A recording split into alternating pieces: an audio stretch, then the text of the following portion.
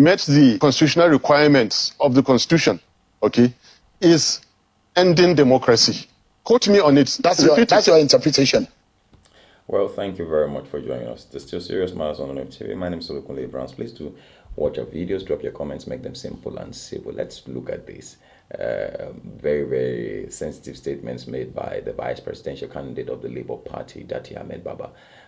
As touching, they just concluded February 25th presidential election, which concerned him directly, where he has described, as unconstitutional the swearing in of Shettima, at Tinubu Shettima, which was who have been declared president and vice president elect after the 25th of February elections.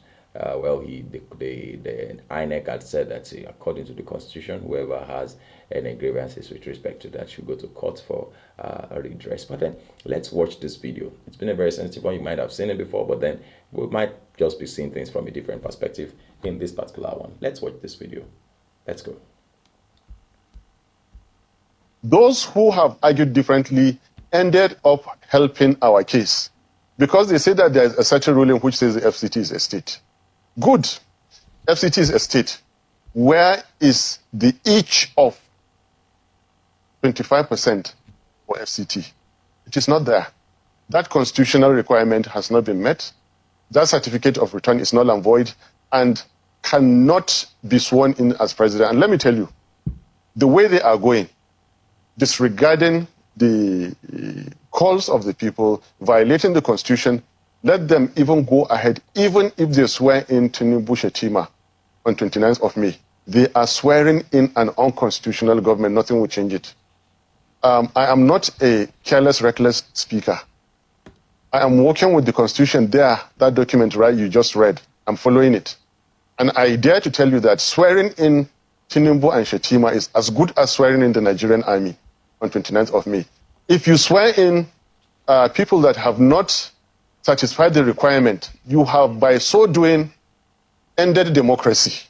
The crisis I'm telling you now is that our democracy is going to end. By the way we are going, this democracy is going to end on the 29th of May, 2023. Please write it. Those are extreme, those are extreme thoughts. I am very, very happy to say it. My name. You introduced me. Yeah. Listen, don't stop. I will, because those are extreme thoughts. You know why? Because there are allowable language to be used on television, especially as it relates to our nation and the unity of this country. Put your question and let me answer you. Put your question. I know what I'm saying. If there is an official... If you breach the Constitution... Well, is it not left to the court to decide otherwise? This is already decided by the courts. But the authority in charge of the election gave a declaration.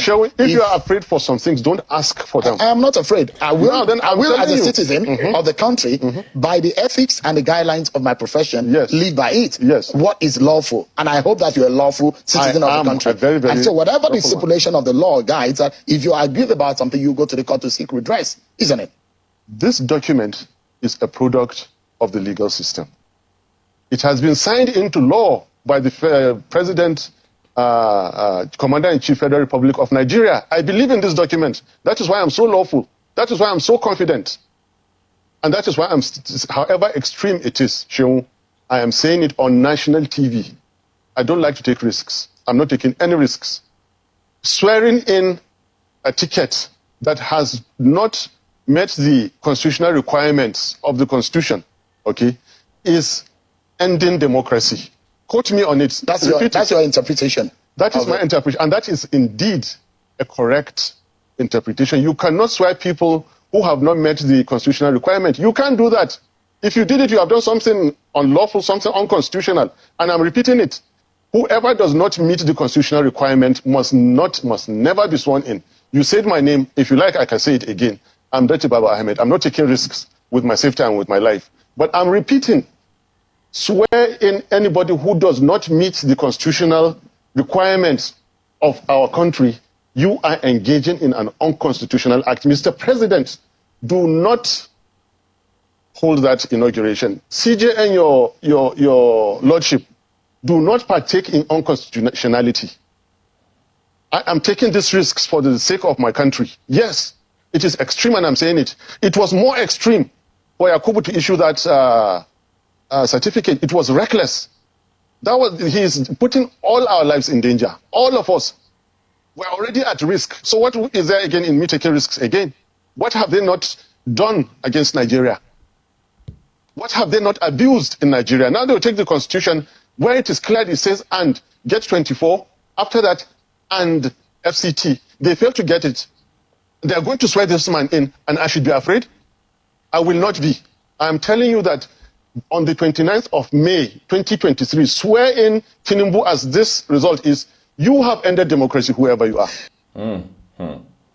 Interesting. Well, very, very sensitive. The guy sounds very, very fearless and all of that. Very, very sound, and, you know, seems like this guy knows what he's talking about. Because when you see somebody who is ready to, and you consider the fact that he's saying the same thing, even though he's more real. He's eating heat raw, hitting it raw. You know, Peter Obi is still saying that, look, he's going to court. He will allow the judge to, the court to do their job and all of that. But this guy is raw. I mean, what's your opinion? I don't know. I'm coming to say on here that you know, if Tinubu and Shettima are swearing in on 29th of May 2023, that is an end to democracy in Nigeria. Well, what's your opinion on this? Please do share your comments. Drop your comments. Make them simple and civil. You know, it's